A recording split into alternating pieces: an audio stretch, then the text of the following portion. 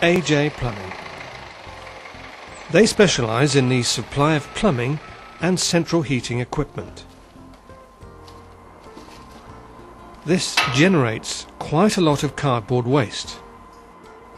The answer to the problem of this company was the Mil-tek Model 306E.